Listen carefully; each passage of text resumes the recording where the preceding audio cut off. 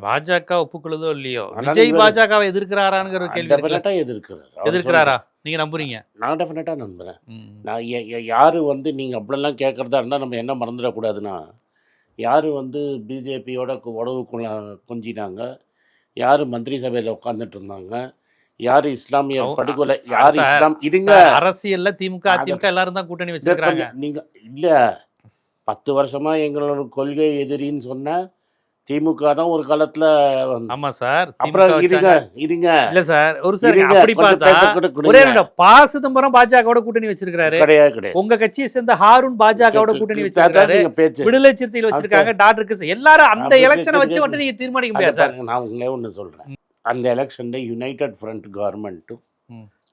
தமாகவும் திமுகவும் கூட்டணி. தமாகலேருந்து ஹருணும் ப. சிதம்பரமும் இருந்திருப்பாங்க, கூட்டணி இருந்திருக்கும்.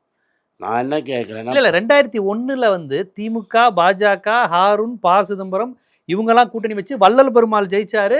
ரங்கநாதன் யாரோ ஒருத்தர் ப. சிதம்பரம் ஜெயிச்சாங்க. நான் திரும்பி கேட்கறது அது பாஜக அலைன்ஸ் தான்.